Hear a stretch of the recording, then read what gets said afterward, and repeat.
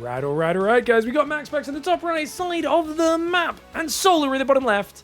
And that's right. It is time for the finals, the Warty Mondays 59. I've been meaning to cast this for a while, and I have not got around to it, but it's been on the top of my list, and we've just been so busy. There's been a flood of good StarCraft games recently, and finally getting to cast this best of 5. And I'm so excited because Solar has had multiple run-ins with MAXPAX in Pigstarcraft, in Warty Mondays, in Monday Night Weeklies, and they've been bangers recently. Solar, a master of mid-game all-ins, but he's mixing in Mutas, he's mixing in Hydra Bane. He's got, I feel like, more range than he's had in a long time in this matchup, and that's making it tough for MAXPAX, who, the energy recharge, not quite as strong as it used to be. Storm, hey, lasts a long time, big area, zones pretty well, doesn't do the same instant damage it used to.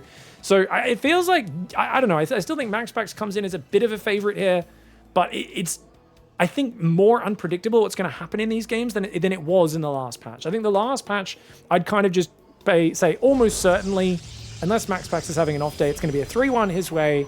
He'll drop one game to like a Roach Queen drop all in, you know, and other than that, he's just going to barely survive a bunch of other mid-game all-ins, and Solar's going to kind of run into a brick wall.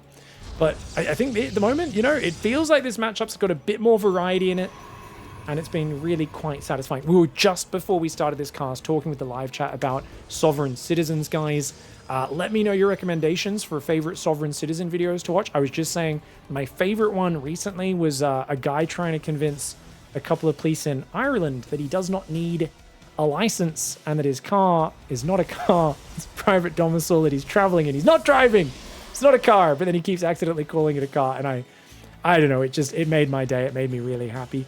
It's great, because sometimes I like read the Battle.net forums or StarCraft Reddit, or I hear people complaining about balance or game design and blaming me for the design of a StarCraft 2 video game that I've had very little influence on the patches of for the last few years, and constantly complained that no one listens to what I say. And you know, these people, sometimes I think they're insane, and how am I dealing with such crazy people on the internet? And then I watch Sovereign Citizen videos, and it brings joy to my heart. And it just reminds me, there are so many deeper levels of insanity than people who blame me for the ladder games they lose. And I'm like, feels good, man. I think my favorite recently, because I mentioned that, I know there's already someone typing a comment, but Pig, what about you wanted the Broodlord to get nerfed? And I'm like, you mean the video where I pointed out that there was a change that wasn't explained in the patch notes and was written as a bug fix, even though it was changing the built-in base behavior of the Broodlord that had been there for 15 years? And clearly wasn't meant to be going in, and that instead of that, they should just revert the 5 separate nerfs they've done to Broodlings over the past 2 years. I was like, just revert some of those nerfs, give some of its power back, real simple, don't need to overcomplicate it. And then instead, what do? They removed that change, didn't make any reversions, didn't listen to any of my recommendations, and people are like, it's your fault because you talked about it. I'm like, mate, I'm not allowed to talk about things? I talked about the fact that the patch notes didn't seem to understand what the impact of the changes that they were wanting to put in the game was, and it's my fault because I mentioned that, and then they just didn't listen to the rest of my analysis and just removed it. I'm like, okay, I'm not allowed to say things because they might magically come happen from people who put things in dumb ways. What can I say, guys? Oracle comes in, 2 drones go down. Let's actually talk about the game, shall we, Pig? Maybe rather than blathering. Twilight Council, 2 more gateways on the way, so it looks like a blink opening. Oh, actually, do you guys think that could be a Glaives? Yeah, 350. 350 seems a bit early for MAXPAX. Takes the gas on the outside where it's more likely to get spotted as well. Dude, the Oracle movement. Oh, he's so good at that Oracle movement. He's so good at coming from 2 sides. This Oracle didn't manage to get one, though. Great Spore trick there. Interesting that he cancels it. I know Solar likes to skip the Spore in the 3rd, but I figured in that case, you've only got 5 queens. Why not just let the Spore finish? But I think he's set on going, nope, that was just to keep that drone alive. And he's going to go +1 melee, Baneling Nest, second gas, and a very fast 4-minute 44th hatchery. No way.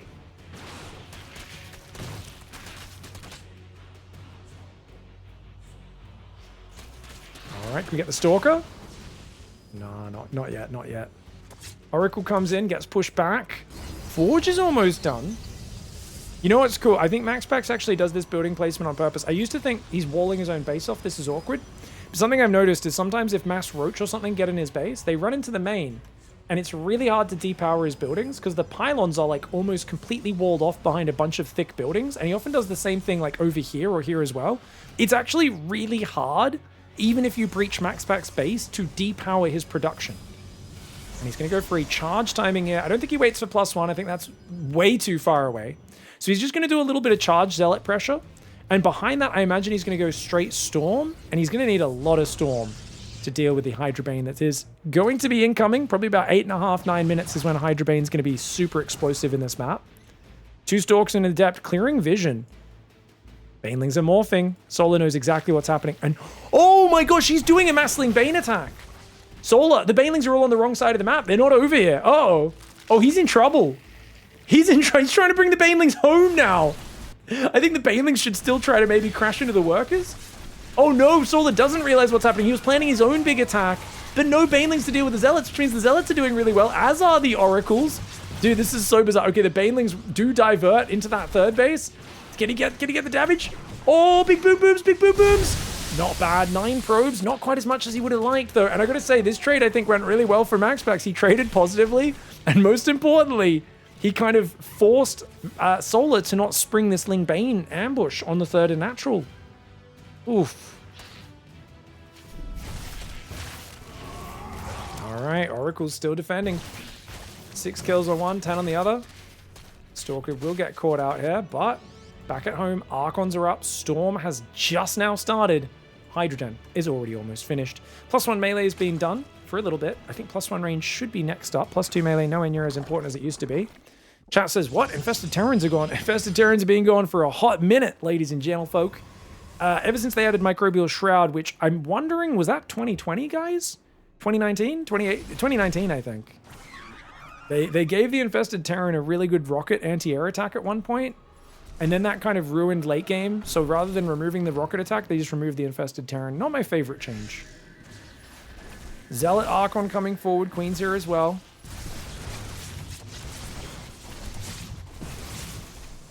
Queen coming forward. Oh, Ling set off the stasis. Hold on. Oh, nice Ling Bane engage. Hydras as well. Oh, watch out for the stasis, bro. Okay, Queens do move forward. I think that's a good defense for Solar, though. Problem is he's only on 66 workers, and now he might feel like he's forced to go aggressive. He's also forgot to make +1 range, which I think is just a big oversight for him. He's not droning at all. Ooh, okay, MAXPAX needs to bank more Storm energy. He's only got 3 High Templar. He needs a lot more Storms than that if he wants to defend, and he needs to find a way to secure a 4th. He's got Zealot counters. He might need to just stay 3 base and just make High Templar Archon Cannon. This 4th is going to be so hard to secure. I think Solar's all over this game. Units lost tab, only 500 in favor of MAXPAX. MAXPAX doesn't have a lot of Storm energy banked up. He's only got 1 Immortal. Yes, he's building a 2nd Robo and a few more gateways because he's only at 6 gateways. He's going to go 10 gates now. 4th base starts. His Lings, easiest cancel of their life. Cancels that and the pylon at the last second. Probe goes down as well. Few Zealots are going to run in. Prism entering the main as well. Spore Crawler. Oh, the double Spore! If you can spread that Creep Tumor, you can get rid of that Prism completely. Lings, is it enough to deal with these Zealots? The Hydra should be able to, and indeed he is able to. These guys get cleaned up as well. Mass Bane morphing on the left side. There's a lot of Storm, a couple of Stasis Traps. I say a couple, only 1 actually. Can he defend? Stasis Trap very far out on that left side. Banelings, I don't think single Zergling easily sets that off. Nicely done. Rest of the army comes forward. The rocks never got broken. Does Solar to stop to break the rocks, or does he just go, go, go? Looks like he's going. Oh, he eats quite a lot of Storm damage on that Ling Bane. Okay, the rocks are starting to get taken down. I'm surprised he's not looping in from multiple angles. Looks like Solar's going to try and maybe headbutt. He's got to come from at least 2 sides. He's wasting a lot of time. Every second that goes by, more Archons, more Storm, more Immortals coming out. The situation is salvageable for MAXPAX. I don't think he can defend the 4th, though. He's going to try to go forward. Great first Storm. Oh, good stutter step. The Banelings, can they connect with the High Templar? Ooh, 1 Baneling gets in the middle, but only 1. 1 on its own is not enough. The base does get denied. Only 66 workers for Solar, guys. Denying a 4th is not enough. He's trying to make MAXPAX over-eager to take the 4th. He knows if MAXPAX moves out with his army, he can surround the army. The real goal for Solar is not to kill the 4th, it is to surround the army and kill it. And right now, there's only 3 High Templar. He's got 2 Archons, a High Templar, and a few cannons on the right. Only 2 High Templar on the left. More Immortals, Archons, and Storm there is, the better. Solar does not see that Warp Prism. He's hunting for it, but it's found a gap in his vision. It's going to go forward south over the Tokamak into that main base. Spores never moved up onto the edge. Solar pulls everything to the front, which means he's going to take big damage in the main. And he's going to be so busy dodging Storm. This is relatively all in now. Okay, Storms, they last a long time. You got to be really patient. That's a fresh Storm. He's got to bide his time.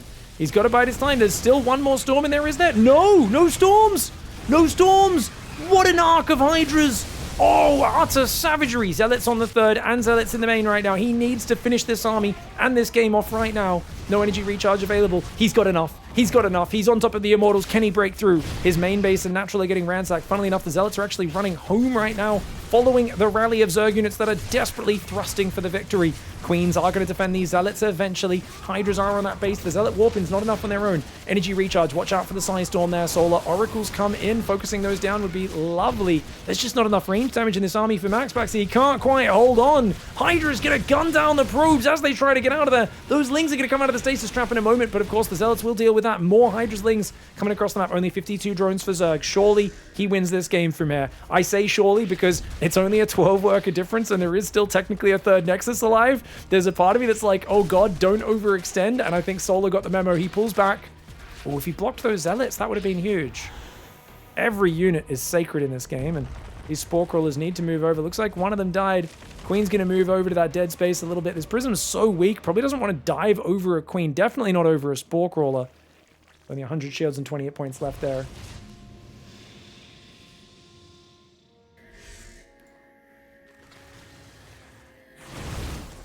Here we go.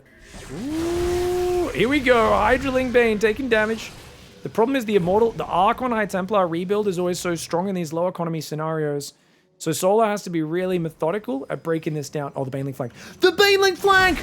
MAXPAX, watch out! The Banelings clear a bunch of the High Templar. Somehow 3 of them just barely survive. The Storms get used in panic though, which means the Hydras can just wait those out and then shove on in for the win. Lings, Hydras taking out the Immortals. 2 Immortals fall, an Archon falls. The Oracle's taking big damage, and MAXPAX gets toasted in game 1. Solar looking fantastic. Even though MAXPAX still ripping up his economy behind it, it was still hard to finish him off, as it always is. I mean, MAXPAX has some of the most incredible holds, but I just think the early Zealot pressure didn't quite do enough damage, and it looks like MAXPAX is going to fall in game 1. All right, guys. MAXPAX in the top right side of the map. Unable to hold on the first map, but onto White Rabbit now. Solar in the bottom left. We are going to be seeing a very early probe. He wants to block it. Now, if this is something MAXPAX does a fair bit. If Solar can predict this, he can go 15 hatchery and win the early game by not getting blocked. He has to take his third on this map. It's pretty far away. Probably takes the straight line third. Yeah, he's going to go 15 hatchery before Overlord, ladies and gentlemen. Oh, he's been really good at making this prediction recently. Like, really good.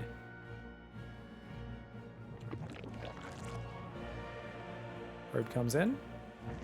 Hatchery comes up. So he's going to go for the extraction. Now, he often just goes Overlord here. But then he'll still usually build more drones. He could go Spawning Pool if he wants to go 15-15. But I feel like Solar normally just builds 3 more drones and then goes 18 gas, 17 pool. And he's almost at 200 minerals. No Spawning Pool going down. So yeah, he's just going to play Hatch Gas Pool, which I think is good for this matchup because you want to prioritize Ling speed coming in. So this is not a bad way to do it. So you can see he should pull off minerals now. Oh, he goes Spawning Pool before gas even. Interesting. Not a big deal. Spawning Pool's already pretty delayed, so important to prioritize that. Now MAXPAX goes Gate into Cybercore, or sorry, into Nexus. Notice he's pulled 1 off minerals onto gas, which is standard if you want to go Stargate, which is the most common opening here against Zerg. Early Oracle's just too good of a unit. It is ridiculously good at the top level. I would say for your average Joe player, single Oracle opening is good. Void Ray opening is good. I think for most players, if they open triple Oracle, they're not going to get value out of it. I think one of the worst things I see for Protoss players who really struggle against Zerg is they'll copy like a Showtime or a Creator. Plays like a very defensive but very high level like triple Oracle.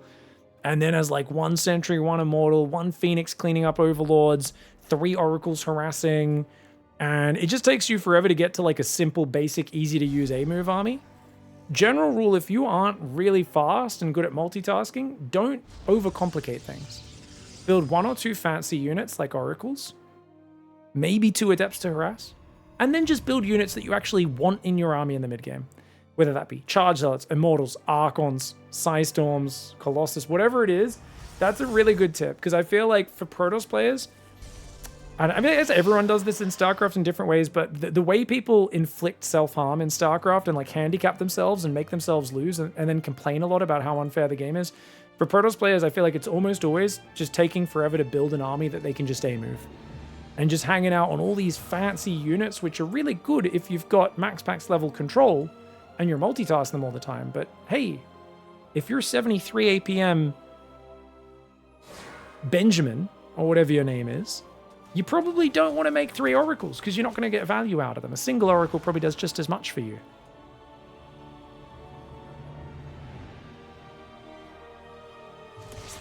Okay, Adept's dancing around here.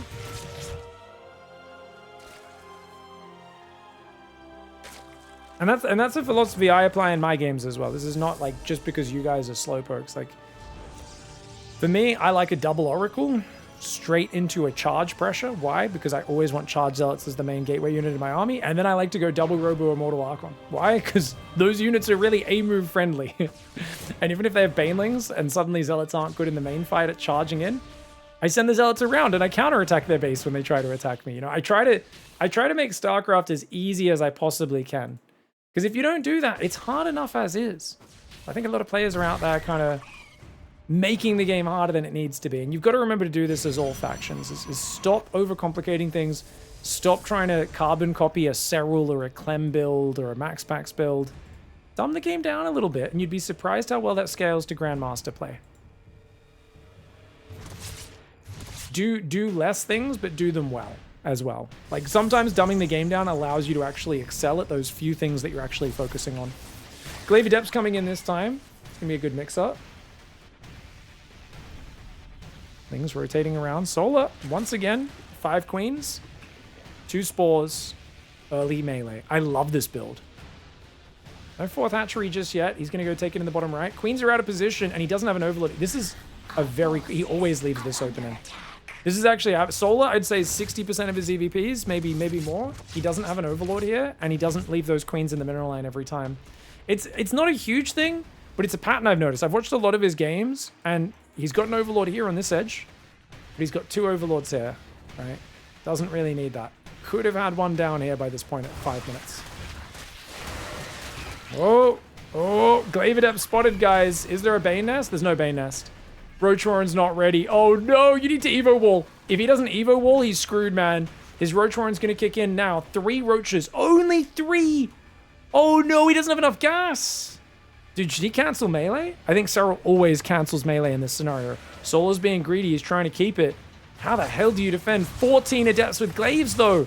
I know they're not all here just yet, but they're not far off. These queens, transfuse keeping them alive a little bit longer, but really, for how long can they survive? The Adepts started stepping over to this side.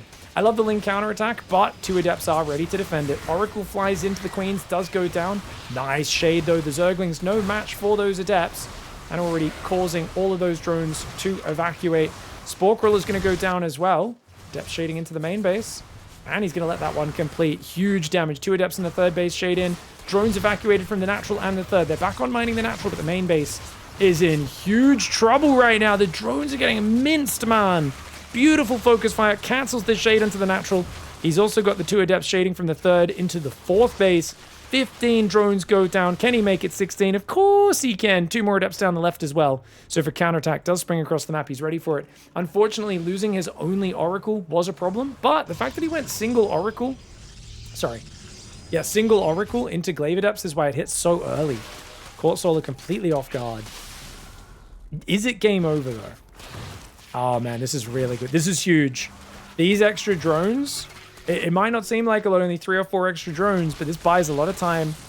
And yeah, I think Solar's effectively all in now. He's going to go for a queen drop to deal with the oracles, which there's only 1. And it's essentially a Ravager Ling on the ground all in. I mean, 1 oracle just blasting is so hard to deal with, so... Uh-oh, he reveals it. Okay, he does reveal what he's up to. Does he have that Dropper Lord just yet? Yes, he does. Overlord speed about to kick in. It will join on this side of the map. Ravager's going to run away from the push to distract the Oracle. MAXPAX with some good micro, so he doesn't lose too much time now chasing the army. Templar Archives is on the way. He's got himself a cannon, 2 batteries in the third, 1 battery in the natural, and a big pack of Stalkers with blink and +1 kicking in just in the blink, in the nick of time. The blink of time, just in the blink of time. That's not how that saying goes. A second Ravager gets popped by the Oracle. Stalkers started stepping away. Cannon is going to help a lot here. It's got a lot of damage output. Blink's not quite ready. 2-3 Stalkers do go down. Good blink backwards. But once that link count's gone, there's really not much behind this. The Glaive Adept warp-in is a great idea. Those Adepts will make quick work out of these Zerglings. But actually, so many Zerglings. The supply, though, doesn't look good for Solar. The Lings are almost all gone. The Roaches are in the mineral line. But look at this. Stalkers microing nicely behind that worker line. And even more Stalkers warping in his face. Bile's going to land, though. Does gake out 2 of the Stalkers with the Biles. Another one goes down to the Lings. Unfortunately, the rally is not there. 38 workers against 64. MAXPAX holds. And I want to show you guys that opening one more time, because look at how crisp that Twilight timing was. So notice he goes 1 Oracle. Twilight at 3:30. Very early Twilight. And no second Stargate unit. Immediately hunted down the Overlord to deny the future scouting as well. I think this was really well done. A very conservative opening, one could say. I do think Solar could have ran in the base there and scouted the Twilight. I think that was the one missed opportunity. He saw the door was open, Warp Gate wasn't ready, the Stalker was over there. If Solar ran in there, he sees the Twilight, and he builds his Roach Warren faster. The fact that he tried to go safety Roach Warren, I actually think Baneling Nest might have been better in this scenario, but either way, he starts at about 440. You want to start that no later than 430 to be safe against most Adept timings, and this is a very quick Adept timing, so in this case, every second matters. All right, guys, MAXPAX tying the series up 1-1 here. He's in the top left now of Pylon. Why are we playing Pylon? Guys, did we just go from White Rabbit to Pylon? I know this was 2 weeks ago. Has Wardy not updated his map? Is he still playing Pylon? I didn't realize that Wardy was playing a different map pool. I thought he was just playing completely the new ladder maps, but maybe not. 12 pool! Awesome opening, because he figures MAXPAX has tried to block you. You got your hatchery down anyway. Now he's probably going to do a greedy gas first, no scout build. I would say that's not a bad prediction from Solar. That was a 12 pool, right? Was it 13 pool? 20 seconds ago. 26 seconds? He's making it look like he's going to expand elsewhere. MAXPAX is going to come in and see that 12 pool. And I guess he comes back and builds the hatchery on location. Probe comes in. You can get the hatchery down. So this is 16... Wait, what is it? Guys, what is this build? I guess because he got scouted, he decided to not build many Zerglings. Did he build 4? Okay, so he's just going to build 4 Zerglings. And you know what? MAXPAX actually overreacted. He didn't count the drones. This is a subpar reaction from MAXPAX, I believe. Because I don't think you need to go 2-gate. I think you just go Cybercore, Nexus, build a second pylon, you're fine. But he's kind of panicked because he's like, whoa, dude, it's 12 pool, but it's only 4 Lings. Like, 1 Zealot kind of defends this, right? This is actually not a... Okay, so the Probe, the best Australian pro player and Protoss player, he used to say that 12 pool is just a good, is actually a solid macro build for Zerg. It's not even, it's like, we used to think like 12 pool's all in. And he's like, dude, it's like one of the best macro openings in ZVP. It's a light pressure macro opening. Like, and this is the most light pressure version of it. Only 4 Lings here. Queen did come out a bit later because, of course, he had to build the Zerglings to make sure he got some response. He's going to have to deal with a double Adept counter pressure very early. So getting more Queens out is super necessary. But the Nexus has been very delayed. Now, does MAXPAX rally more units? He's sending the Zealot across. He's leaving the Probe in the wall. He starts a 3rd Adept. Do we start a 4th one? Doesn't have the money for it. He's prioritizing Probes over the top of it, as well as a 2nd gas, which does make sense. Okay. How do you deal with this? 3rd hatchery starts. Oof. Getting a 3rd hatchery, we don't have any drones on our natural yet, is a bit dicey, but I guess he has to do it. Where are these Zerglings, guys? Just here? Only 2 Queens out. 2nd one just popped in the main base. He's got to follow the shades. You can't be letting those shades into the worker line unmolested. 2 drones have already gone down. I think MAXPAX is doing plenty of damage here. The Zealot going after the Queen. The Lings need to protect her. He needs to protect the Queen. And he needs to go after those Depth Shades, which he's not going to be able to do. Oh, this is massive. This is too much damage. This is too much damage. Already behind on workers with that 12 pool that got insta-scouted. Solar tried to transition out of it by droning it quite hard. Maybe it was a 13 pool. I'm not quite sure. The Adepts here are going to shade away. He's only lost 1, though. 5 more drones going down. Nexus is about to finish. Twilight Council's on the way. Halfway done. Solar will have 3 hatcheries up, but he needed to shut this down a little bit cleaner. I think if you go 3rd hatchery, you don't go Ling speed, guys. You play full gasless. I think if you go Ling speed, you delay the 3rd hatchery so you can afford a 3rd queen, maybe a 4th queen early. I think you have to make that decision off a scuffed opening like this. Solar got greedy, tried to go both 3rd hatchery and Ling speed. Ling speed wasn't ready in time to defend, but I mean, he also didn't have enough minerals because he's spent minerals on the 3rd hatchery. He spent minerals on the gas. He's mined 100 gas that could have been more mineral mining. That all adds up, and now he finds himself with Ling speed not finished against a player who's already started glaives. I know I always use the civilization analogy, but I think Solar right now, as Ling speed kicks in, is like, yes, I have pikemen. Yes. And he sees an army from the great MAXPAX Danish Empire on his border, and he's like, what are those things? It's like a big metal wagon. It's got a big trunk, and it's got, apparently those things are called tracks. Those are tanks? Oh yeah, Glaive Adepts are basically tanks against pikemen when it comes to friggin' Zerglings against this, the bloody Glaive Adept. And there's a Prism as well? He's dead. He's dead, right? This man, okay. Right now, Zerg players, pray to the Baneling. Pray to our Lord and Savior, the Baneling. He needs these Banelings to come in, and he needs the Adepts to shade into the middle of the Banelings. But I don't even know if they're going to be ready. The Baneling nest is not done yet.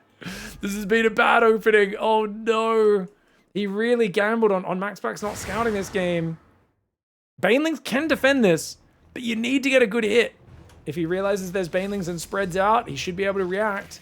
Only 5 Banelings morphing, and they've all just started. It takes 14 seconds to morph.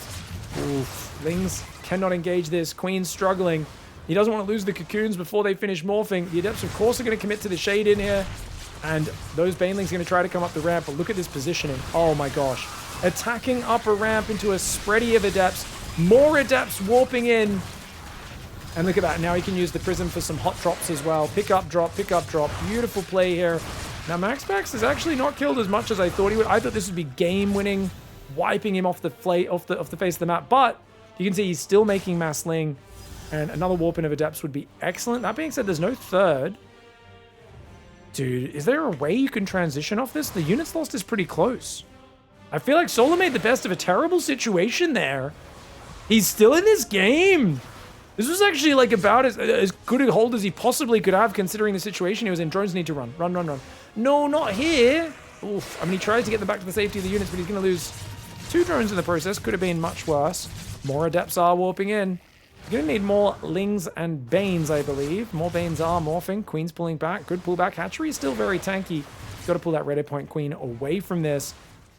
Banelings, of course, ready for the shade. Plenty of Lings on top, so these Banelings are going to have to try and save this 3rd hatchery. You can't be losing that. Roaches are building now. 46 workers and a 3rd Nexus on the way. Another 4 Adepts going in. MAXPAX are really committing right now. Soul's done a good job of buying time, but he can only do this for so long. A lot of the Banelings did split here, trying to deal with the shade. The Lings go for a big surround, but without enough Banelings behind it, I don't think that was the fight that Solar needed. We'll find out, though, as the Queens come forward. Banelings get a few okay hits, but I say okay because they are not fantastic, and fantastic is kind of what he needed there. The Warp Prism warps in more Adepts, and I think MAXPAX very happy now with a 900 resource gap. Solar did get to 52 workers, but his 3rd base is indefensible. And even as the Roaches come out, I think MAXPAX could just click on this, trade a few Adepts to the hatchery, or just shift-click the drones. That works as well.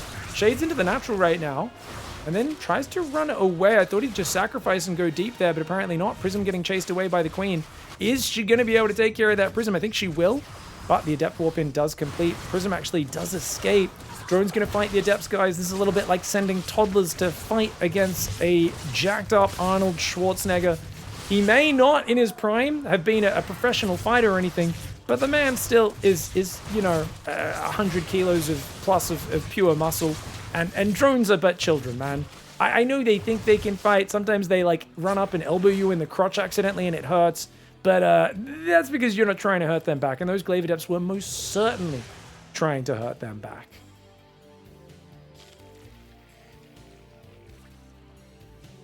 I bet Falcons out macros, but loses anyway. Solar? Solar's his name. Team name is Falcon. Yeah, Falcon Solar. He's dead. He's super dead in this game. He's up against Immortals, Templar Archives, Forge. I know I've said it a few times, but I really need to check the opening. Was it a 13 pool, guys? I think it was a 13 pool to start with.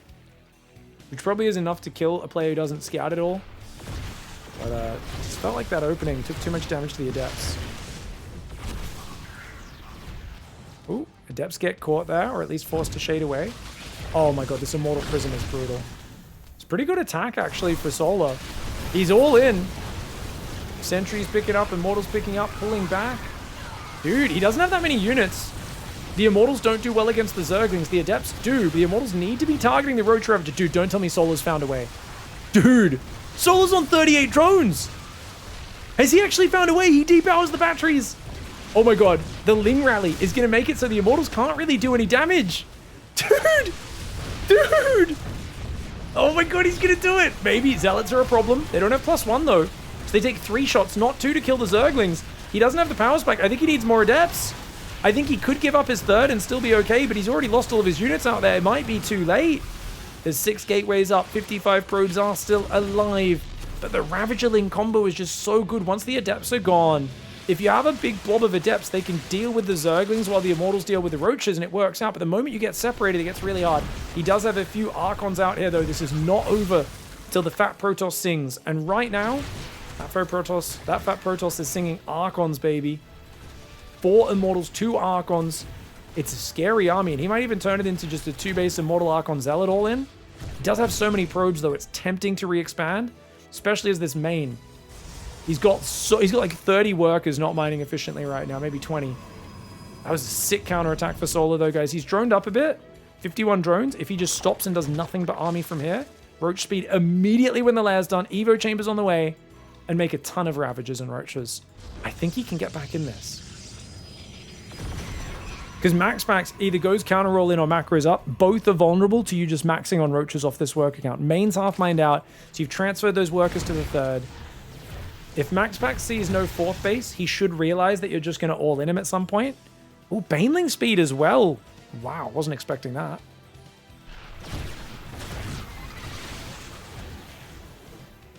Fourth base in the bottom left corner. Dude, this is really impressive from both sides. Storm pivot. It's not really a pivot, it's just the next step, but it's going to take a while to get there, and it's always scary investing in something that takes that long to pay off in a game like this.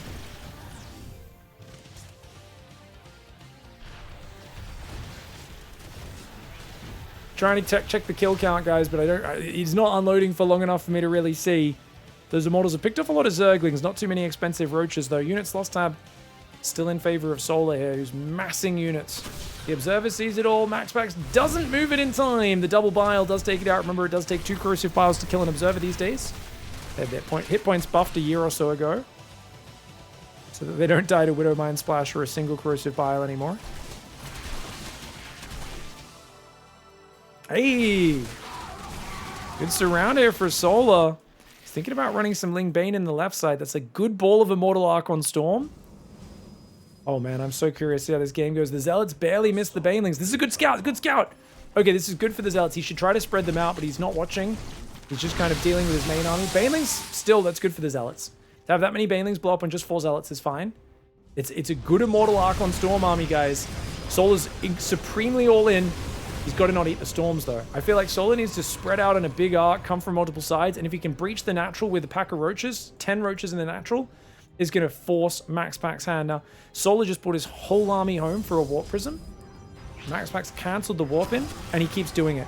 He keeps cancelling the Warp in, so he's wasting Solar's time. Solar's now gone back to droning. Oh, no. I mean, Solar still might find the engagement he needs, but every second that goes by, there's more Storms, more Archons, more Immortals. 4 Archons, 7 Immortals, 8 Immortals even. It's a crazy army right now. That natural is the weak point, as I pointed out before. If he can get in there, but he's not attacking from too many sides. Banelings are going to roll in. Decent probes. I actually don't think that's a good play. Is it? It seems so dumb to say that. It seems like it should be a good play. Okay, so my thought process is that MAXPAX still has good gas income and is going to make a lot more Archons and Storms and get to a really sick 110, 120 army supply army. And I don't know if a Solar, even now with 10 more drones, 65, 15 more drones, and a 5th base, can he get past Ravager Lingbane? Like I know that should be a good move. I don't think it's definitely a bad move, but it's just one of these things. I think he needs enough Lingbane Roach Ravager to deal with this army, and that's all that matters. That's all that matters. Oh god. At least he's now kind of forced MAXPAX to go a bit more all in. The Prism has been a real pain in the butt for him. He's only got 3 Queens that shoot up. He doesn't have much else. Banelings roll in, only get 3 more probes. This 5th base will get given up. More Ravagers, more Banelings are trying to morph. The Zealots go in the back door. Did the Prism just die, guys? No, it's gone to the top. Okay, Zealots get cleaned up. They do take out a Queen. Storms and Biles zoning. These 2 Ravagers stuck in a Baneling prison right now. They are going to try to get out of there. Oh, the Archons just soak those Banes so easily. Zealots in the bottom left will get cleaned up by Zerglings. More Zealots in the main. That makes it really hard for him to micro against Storm in the middle at the same time. A lot of Roaches and Ravagers went to the bottom left. Probably too many. Solar's economy is getting minced right now. There's plenty of Storm left where that came from. Big Biles do land. Roach Ravager's going for it. He's going for a divey dive. Solar eating Storm to the face, and he has to tap out. MAXPAX, excellent counter push. I'm not going to say I told you so, but I told you so. So the Baneling move was bad, guys. The reason is he needed to have like a sick army ready, and he needed to kill the army. Every second that went by, killing the army of MAXPAX, the probes, if you've got lurkers on the way or something that can compete with this army, good. But I feel like if you're playing Ravager Lingbane against this army, he still could deal with this army. But he basically needed to split off like 40 Zerglings to shut down the Prism drop the moment this attack was counterattacking. And everything else needed to be split into 2 big groups, ready to sandwich from both sides. Ready to sandwich from both sides. Keep in mind, guys, look at the supply. Oh my god, look, Zerg's so ahead. Is he? How do you beat 8 Immortals, 4 Archons, and like 4 High Templar with a ton of Psy Storms with Roach Ravager Lingbane? Roach Ravager Lingbane, remember, Ravager's 3 supply, Roach's 2 supply. They're not worth that. It's inflated supply. We're also only on even workers here. These Banelings are really expensive. We've been mining equal, sometimes less, to MAXPAX this game. And throwing away 13 Banelings for 19 probes is actually about an equal cost for cost trade. But it's mostly minerals the Protoss is losing. You're not dealing with gas. Banelings are one of your best ways to deal with the High Templar. If you come from multiple sides, Banelings will set off immortal barriers. They will do some damage to Archons, not a lot admittedly, but also you have the best chance of baiting Storms out all at once because of the fear of that. And if you do get just 2 or 3 Banelings on the High Templar, bam, you take away their best unit, and you can maybe do it. But the problem is this was so well done by MAXPAX. He goes across with the Prism, and I just want to show you guys again. Because he was like, hey, look, here's my Prism. And he already distracted him twice on the previous attack, which I think maybe Solar should have committed to and just kept baiting Storms out and trying to force the engage. But then, yeah, he basically gets his whole army pulled. He should be dropping Biles here, trying to force Storms, pull back. Like, there should be a fighting retreat this whole time for Solar. Drop Biles, pull back. Drop Biles, pull back. Drop Biles, pull back. He should be stutter stepping from out here all the way home, baiting Storms and dropping Biles. But this Prism outpositioned him. The Zealots in the bottom left outpositioned him. And he's also just rebuilt 15 drones, a melee upgrade, and 13 Banelings up there, none of which are helping in this fight. And he let himself get pushed back as well. So definitely a lot of things went wrong there for Solar, but you got to realize how close the army supply is at this stage. This is already too close. The only way you can make up for being similar in army supply against this sort of Protoss force is if you have like 40 Banelings plus in there. If you got a lot of Banelings, Banelings are really supply efficient, and if a few come in from a flank and connect with the High Templar, maybe, just maybe. But this was always going to be like getting to Lurkers or Broodlords is almost like an impossible goal. It's too far down the tech tree. You're not going to get there in time.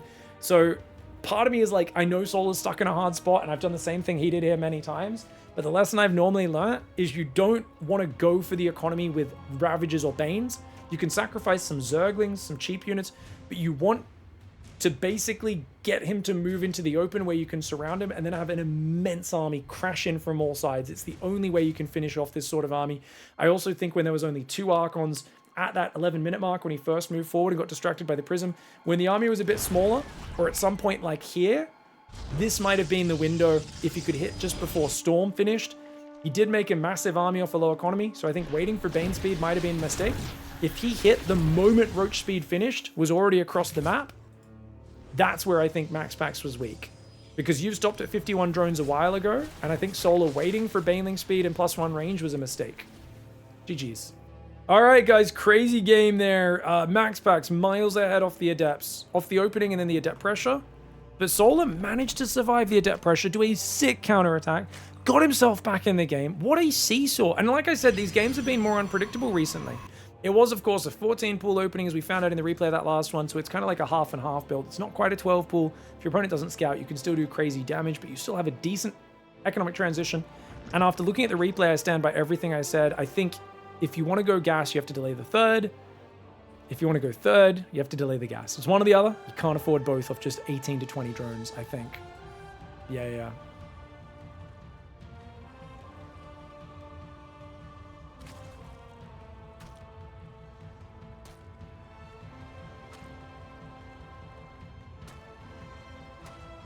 Probaras comes in, but once again, Solar's been getting these 15 hatcheries down nice and early. I really like this opening against the aggro Protoss players, the MAXPAXs and the heroes. I think Solar's playing the mind games very well. Okay. Yeah, and then 18 pools, 17 gas is how he does it, guys. Very nice. I didn't mean to say you guys were wrong or anything. I just wanted to make sure you knew that Sky Toss, definitely not a transition off 55, 58 workers or whatever it is. Because a lot of people forget how bad your economy is when the game's been like that last one and both guys only have 4 mineral patches left in the main base. It's a lot less income. Getting a fast fourth is actually really powerful in those sort of games because MAXPAX obviously couldn't secure a fourth and Solar was kind of doing a 3-base all-in of 51 drones. Neither one did it. So they were both in that shrinking economy stage. Thing about Roach Ravager generally is if you build a lot of it, you want to use it as quickly as possible to trade. The longer you go without trading Roach Ravager, the worse it gets. So a lot of Solar's what appeared to be an advantage in that last game was Roach Ravager. And I think from analyzing the replay, we figured out, 51 drones. If he pushed before Storm, the moment Roach Speed finished, if he was already on the enemy side of the map and he commits in as Roach Speed finishes, I think MAXPAX really struggles to hold that. Might have to cancel Storm, mess up the rest of his play, but I think waiting for Baneling speed and +1 range was a bit of an error for Solar. I get to see everything. Really easy to figure that stuff out when you get to see the whole map. If I was in Solar's shoes, I feel like I could relate very heavily to how he played. I'm like, this is pretty much how I would probably play it in the heat of the moment. When you can see everything, it's easier to get that kind of top-down view and realize where those missteps might be.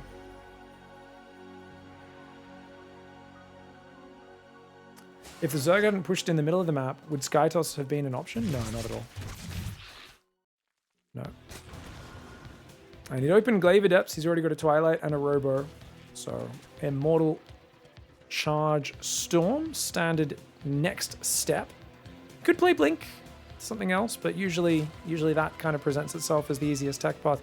Trying to go Stargates from that position when you haven't even opened an early Stargate is going to be a bizarre decision. Not really something that'd be very viable. You're so light on map vision with that style. MAXPAX could have made a sentry for hallucination scouting, but it's not as good as having an Oracle on the map. Big gaps in your vision. Oracle's on the way now here for MAXPAX, guys. He's looking for that third base. He's gone second gate before wall off, so he doesn't want to leave any openings. Very conservative play by the modern greedy Protoss standards, at least. Conservative to build this third Nexus at 3 minutes 50. And I say top players have optimized their greed, and they're very good at identifying when they need to react with something for a bit of extra safety. Oh, gets a lava. You quickly turn that into an egg. Goes from, I think, 25 to 200 hit points. I like the discipline on turning the Oracle on at first, but he did end up pulling the trigger. Of course, the Adepts will cancel that shade. Evo Chamber goes down. Once again, nice and early, guys. 5 Queens, 2 Spore Crawlers, and an early +1 melee. Solar is a god of standard play. He's also very predictable, and as a result, can be targeted by a player who's willing to spam Glaive Adepts or something like that at him. I mean, he's been defending it well. I guess my only request as a Solar fan would be to see Baneling Nest instead of Roach Horn. Oh, look at this. So when Max sees the Lings, he can shade in and kill a bunch of drones. Problem, his Oracles are on the wrong side of the map. He missed the Ling move out. So yes, he's getting a few drones right now, which seems nice. But if he loses that third, this is an actual disaster. Oh, I think he should go for the Nexus, maybe? I mean, he's going to get the 2 Adepts. Click the Nexus, right? He's not focusing the Nexus. He's going for the more sure thing targets. These Adepts shade in, though. Does get 8 drones in total with the Adepts and the Oracle. Gets the Pylon, gets 2 Adepts, and it's still good damage. Not quite as much as he maybe would have liked there. This Adept's going to come in. Lings will take care of her. Probe turns and fights the Zerglings. What a Chad. I think overall, that should be an advantage to MAXPAX, right? I think 8 workers and keeping the third alive. Pretty good for him. Stalkers coming out front. Protozoa game versus Zerg is just depressive. Yeah, when you play the top guys, it is. Every time I play MAXPAX or Hero, I'm just shocked at how unfair the early game feels. Whenever even the very high GM guys, I'm like, oh my gosh. I mean, it's really good since Energy Recharge got nerfed, because it was a real problem the previous patch. I think it's much better this season. Still tough. Oracle Adept pressure is very dynamic. It's a lot of things you need to really have down tight to play this high-level dynamic Oracle Adept defense.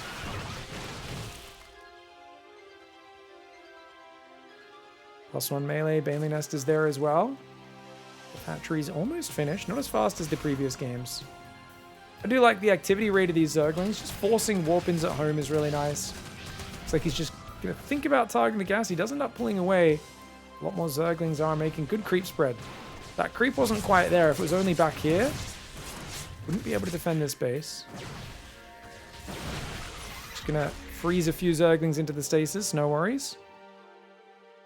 +1 range has been delayed. He's been delaying this quite a bit. I guess he's just more focused on surviving and getting the Hydra and Baneling upgrades, but there we go. +1 range now does start. Only 60 drones for Zerg, which it allows him to defend the Stalker pressure, but you really don't want to let this 4th base get up, and it feels like Solar was maybe expecting the northern 4th base. Should try to deny this one as well. Ling's going forward. He's got to watch out for that stasis trap. Oh. Juicy freeze there. Does at least stop the Stalkers from attacking that side, but really irritating to deal with. Baneling's going to roll in. The Waddly Boys. Waddly Boys! Okay, Ling's thinking about engaging on the front, but he doesn't have the numbers to make it work. Banelings are going to roll in. They ain't going to do nothing, though. No Bane speed on the way. And what can he do? Blow up a Pylon, maybe? And a battery? Pylon, battery, 2 probes. Gets a bit of mining time. It's not nothing. It ain't nothing, but it ain't a lot either. 4th Nexus is going up on the south side. Storm's on the way. Oh, man. Okay, Stalker's going to get taken care of. Well, maybe not. Good blink back to the choke point. A couple cancels go down. Gets himself a probe. Can he get the Nexus? +1 melee is done. If he committed, maybe, but I think seeing the Oracles, he freaked out. Only one of the Oracles had enough energy to really laser for more than a second, but would have been a risky endeavor to try and double down there. 5th base down south. Ooh, 2 more Banes. I don't mind the Baneling Waddle. 2 or 3 Banes at a time. Pretty small investment. Forces a reaction. Not a bad move. 80 drones for Solar right now. MAXPAX on 67. He's got himself a Robo on the way for the first time. Storm is now finished. High Templar count is at 6. If he doesn't move into them, he needs to either take this middle right now with his main army, or he needs to split his army half and half. I've been talking about this a lot because I lose every PvZ. Once you get to like 130, 140 supply, you just have to split your army into 2 halves. Otherwise, you might get caught out of position, and that's the biggest mistake. Half your army's here, half your army's here. It's so hard for Zerg to get in and take you down. But if your whole army gets out positioned and the Protoss has to then push back through a Zerg army to get home and defend, that's where Psystorm really struggles, especially with the new Storm. More Banes down south. 80 drones, pretty good count here. It is going to be 6 gases for Solar. He sees these Zealots, free kills. He can surround those with the Zerglings. He's got 1/1 melee range. +1's done for the Zealots. They do 2-shot the Zerglings. Solar finds himself a couple probes this time. Well, maybe not. 2 probes, Pylon, damages a gas. It's a lot of money he's sending down the drain. 2-to-1 efficiency for MAXPAX, who, like I said, as long as MAXPAX keeps either his army split 2 halves or he leaves a few High Templar scattered, he should be okay. Got a few, I like this force up here. A few Archons with a High Templar and some cannons is very hard for Zerg to get through with Ling Bane. And his main army's on the south. Big army for Solar's up north. Solar's going to try and bust this. Fleet Beacon's on the way, which means Mothership is not too far away. Solar will find a few more Zealots here. No Prism active on his side of the map, which simplifies things. Does have another Psy Storm. He's going to have to throw it. Get him off one more Archon. That's 5 Archons. But not having enough Psy Storm on this side. And now his whole army moves out of position. Like I said, this is how you lose in PvZ. His army got caught rotating, which means now this army can run in. Is this enough, though? Maybe not. Solar still has good supply, but he lost a lot of units. Only got 7 probe kills. Stasis Trap freezing up a lot of these Zerglings as well. But I really feel that's why you want to split the army half and half. Because otherwise, the Zerg has such numbers. You need big enough armies on both sides. The moment he ran out of storms on the north, that was where Solar crashed in and did so much damage up here. You can see he's trying to focus main army on the south, where he's got the Stalker Storm, Valor army on the north. But, oh, the Nexus goes down. No way. I actually didn't think that was going to happen so soon. Dives in, gets the Nexus, does lose a lot of Lings and Hydras for it. But once again, no army in the south. And that's it, man. Against Hydra Baneling especially, you've got to split your army in just 2 sections. One north, one south. And I've learned this after so many losses where I felt like I was in a good, safe position. And then I lose to a fight or two, lose a 4, start losing probes. MAXPAX is still very alive in this game. Not only alive, I'd say thriving. If you're at 150 supply and you got a lot of Storm, you're good. Then again, 28 Banelings. And Solar's got a big next wave. 25 Hydras. He's going to make another 20. So 35 Banelings. 25 Hydras, and of course a Massling rally behind. Got 2 Storms, 2 Archons, and 3 Stalkers to defend the south side. Let's see what Solar can do. Let's see if MAXPAX can hold the line. Good Storm, but I love that Hydra spread. The Banelings walking through the Psy Storm a little bit. Does let these High Templars survive a bit longer than he should have. MAXPAX walks into the Banelings! Big mistake for MAXPAX, just not watching that entire army. And Solar's actually going to be able to roll over the top. I really thought MAXPAX was safe in this game, even with the army not splitting into those halves. But damn, dude, Hydra's here and Ling's trying to pull back. These Zealots doing big damage. MAXPAX has to tap out. I think he had everything he needed to defend. You guys let me know if you disagree. When that first attack came in, I think if he splits half and half, he holds with flying colors. I don't think these Bane run-bys were doing that good. But this is just too much Psy Storm that did no use. And this is how Zerg wins at this stage of the game recently. It's all the High Templar are running around doing nothing. You don't need 10 Psy Storms in one army. And this is almost 10 Storms. Most of these guys are getting very close to 2 Psy Storms. 130, 140, 180 energy. And he's only got 1, 2 Storms up in the north. You just need to diversify that army a little bit more, I think. I think that's really big. This is good for defending a run-by, but this was actually the main army. This was the run-by down here. So if you go half and half, you don't end up ever going, oh, my main army's on the wrong side, which is what happened here. He did a good job of staving it off with what he had, but then these guys are just running, and then that opens up this side to take damage. This is what I'm talking about. If you had 1 or 2 more Storms on this side of these Archons, I think this is much harder for Solar to break through. GG, well played though. Solar ties up the series. Alright, it's all going to be decided on 10,000 feet. What in the heck, guys? Alright, let's go. 10,000 feet. Solar in the bottom right side of the map. MAXPAX in the top left. Falcons for Solar. Psystorm for MaxiPaxi. And I don't know, dude. What are we going to see? 15 hatchery again. This time, I don't know, 16 hatchery after Overlord, is it? Wait, why is he going across the map? Is he hatch blocking? Or is he just looking for a probe? Okay, he's just looking for the probe, and upon not seeing it, he went out very early with this drone, that's all. Way earlier than normal. And it's going to be a gas first, no scout build for MAXPAX. Up against Hatchery first for Solar. Economic arms race in Game 5. Now, that doesn't mean the game is going to stay that way. There's a good chance one player tries to take that nice economic start and then jam it into the opponent as hard and fast as he can. I do love the little purple mushrooms on this map. See them kind of dotted around. You can maybe see it a little bit better up on this high ground, even though it's in the fog of war right now.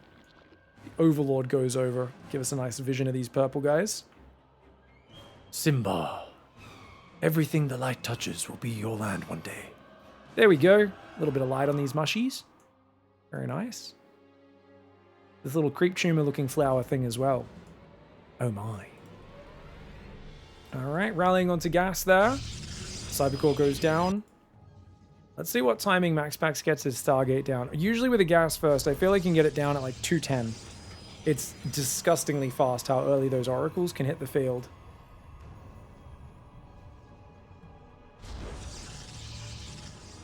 Long distance mining. Okay. Just mines himself a few extra minerals before rallying onto this second gas. You can see, return the minerals, get on the gas. Squeeze that extra 5 minerals in. Nice. And look at this. The moment the Cybercore is done, you've already got almost 175 gas. So you can go for an Adept, Chrono Probes, and build a 212 Stargate. Oh, juicy. Juicy Lucy. Link speed starts up. Do we have a third base on the way?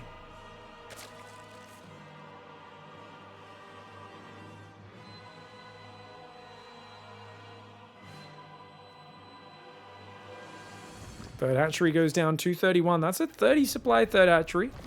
How quick is he on the injects? Oh, 1 second delay. What a noob, guys. Solar washed. I am, of course, making a silly.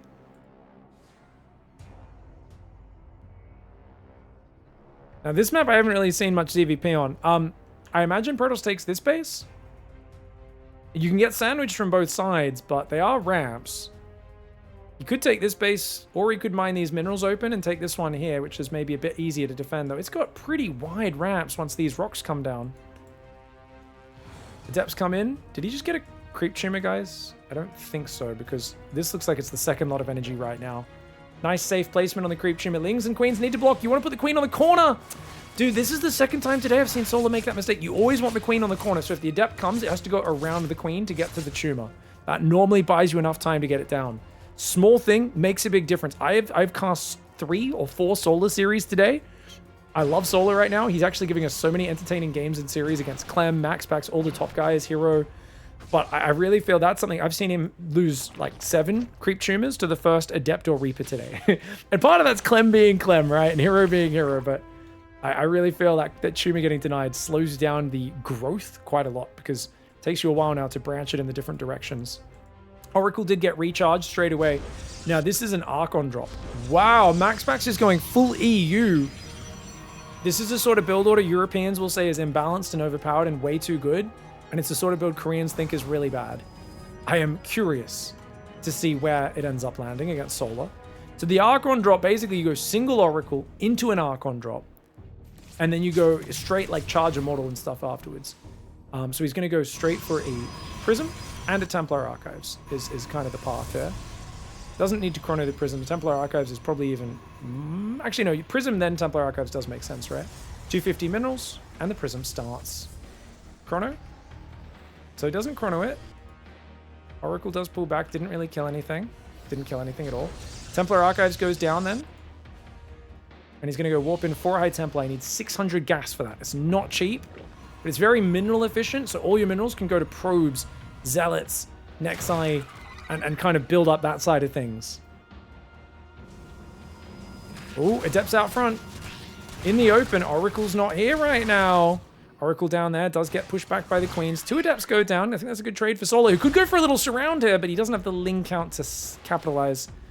He's going to fall back. Prism comes south. Oracle's going to guard it, so if Lings come in, he can try and protect the High Templar or the Archons while they're morphing. They're most vulnerable while they're warping in. Oh, Overlord's going to see it, but he's already committed. And as you can see, 600 gas, just like that. 5.5 minutes, 2 Archons already morphing. 2 more gases on the third. 4th base in the bottom left. It's a pretty quick lair. Nice roach speed timing. Okay, so there's 2 options. Solar drops a Spire soon, or... Oh my gosh, he's going to play Lurkers! He hasn't played Lurkers once this series. It's actually a really good surprise tactic. But he's not there just yet. He needs these roaches up front to help defend these Archons. Transfuse comes in just in time to keep that Queen alive. That's a pretty good defense. These Adepts have just revealed themselves. If the Lings realize that, he could go hunt them down. They're just out there in the fog of war right now. Archon drop fighting some exposed Overlords will be a good pickoff. Archon drop almost always finds some damage. It's an expensive commitment. Oh, the Archon just took a hit, which means that low shield Archon stopped regenerating for the next 8 seconds. That's big. Okay, Archon's going to pull back. Storm's on the way. 1 Immortal building. 2nd Robo. He wants to make mass Immortal. Why? He's playing Solar, guys. He's playing Solar. What's Solar's favorite strategy? A move max of roaches. I guarantee you when that +1 finishes... Yep. Nidusworm! Did he scout the infestation? Look at this. He didn't even scout the infestation, but I think maybe he thinks the infestation was scouted. Either way... Oh, no, it's Nidus Swarm Host! I thought it was Nidus Roach all in he was abandoning. He's Nidus Swarm hosting. And there's no Blink. Blink is the best play for dealing with Nidus Swarm host because you have the mobility to clean up the Nidus Worms and run away whenever there's Locusts. With Zealot and Mortal Archon, it's really hard to do that. Oh, this is a great way to take advantage because he knew from the Archon drop, you're playing Zealots. No one plays Blink after Archon drop. This is the strategy to counter it. Remember, I've talked about this many times. Around 2022, Showtime would beat the crap out of Reyna every time they would play.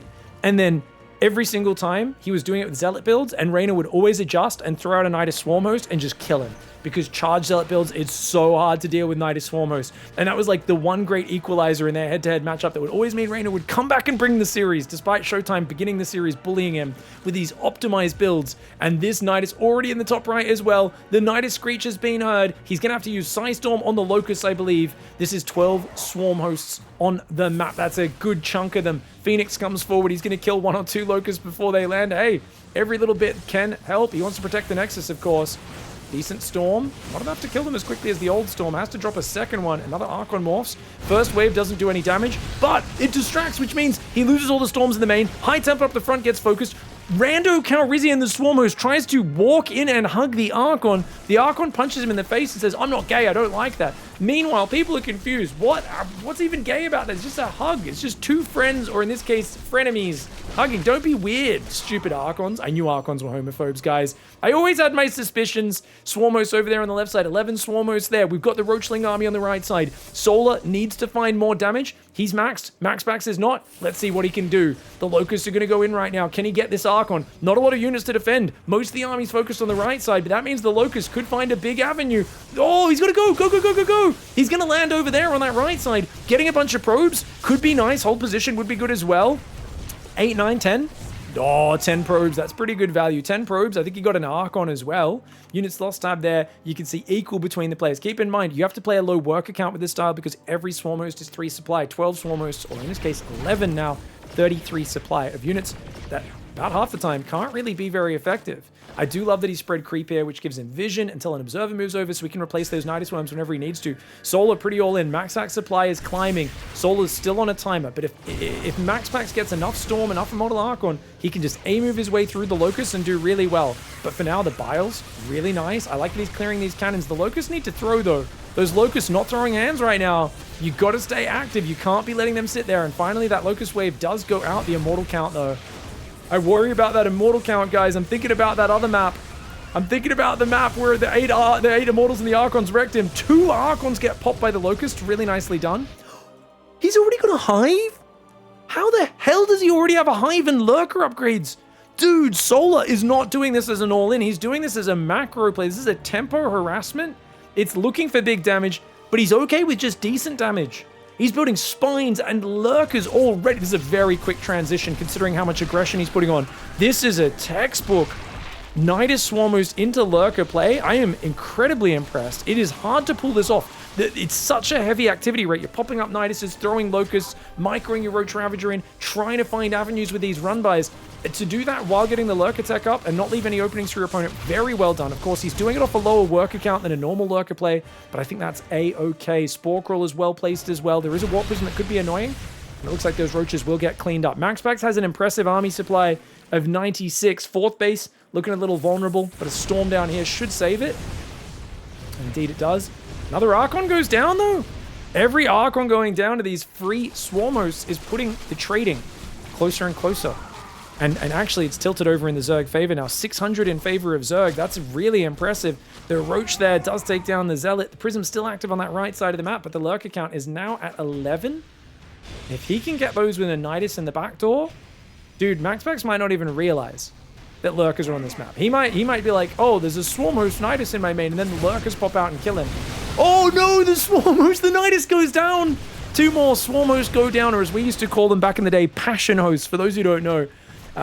In Heart of the Swarm host was super broken and stupid, and we called them Passion hosts because if you had enough passion for StarCraft, you'd want to win bad enough that you'd be willing to play a 2-hour-long game sitting there massing Swarm hosts to finally try and get the victory. Speaking of victory, 2 Immortals stumble in and die.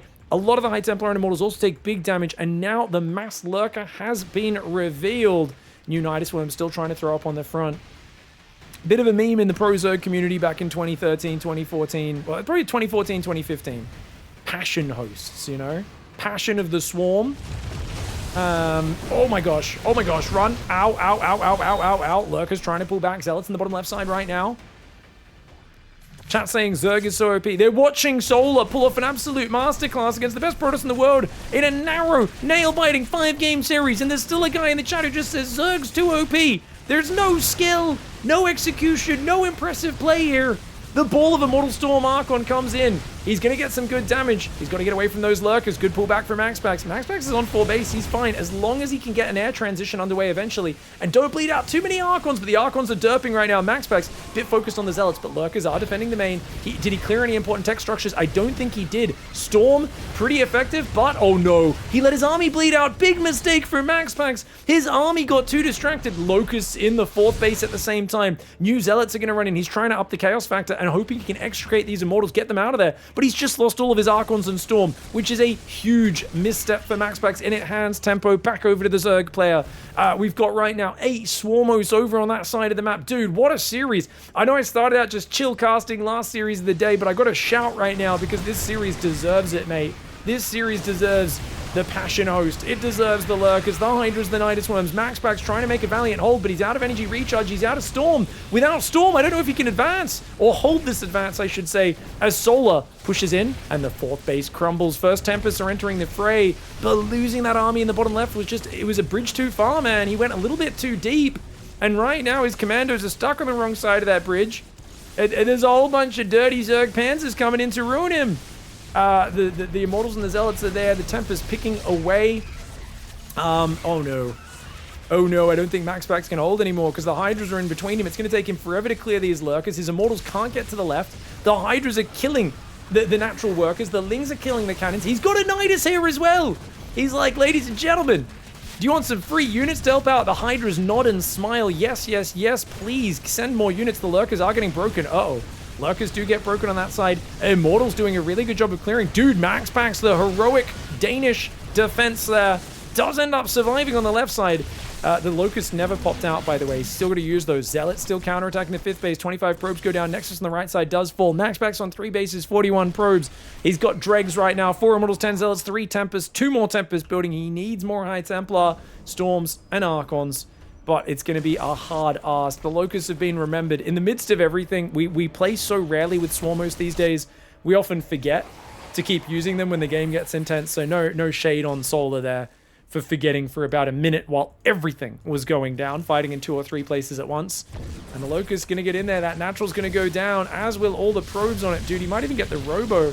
The Zealots go in to save the Robo, but that means you're throwing away 4 or 5 Zealots. Brilliant play here by Solar in this series. And I think just hats off to him for recognizing that the Swarm host was the excellent play with how MAXPAX had played this series and how he foreshadowed what he was doing by going for that opening. Ooh!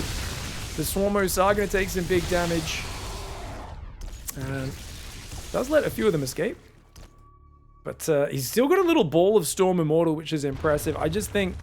Actually, only 58 workers. Guys, it's not over. I kind of thought it was over. If he can abduct the Tempests, that would be huge. Oh! Oh!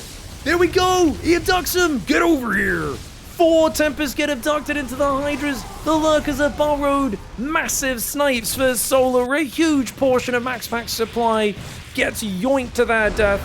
And MAXPAX, realizing he's got nothing left, he has to tap out. Let's look back on that right side. That was, you know, I was like, maybe MAXPAX could get back in here. You know, he can kite back with Storm Tempest feedback, but the Tempest got caught out. First time you see the Vipers, the scariest time. Not ready for it. And you can see he tried to move through here. High Templar and Immortals and Archons are going down. GG, well played. That was an excellent series. I friggin' love it. I've been meaning to cast this one for a while. I knew it was a good series. People recommended it to me, but I didn't know how it ended. Thank you very much for watching. I appreciate you guys. Don't forget to check out the Patreon if you're enjoying all the casts. I've been doing 2 trips recently, one to Canada, one to Melbourne. I've been away a lot trying to keep the uploads and everything going. If you guys are watching on YouTube, check out the Patreon. There's a link down below. And thanks for the support. Appreciate you guys. Have a great night. Thanks for watching. See you later. Bye-bye.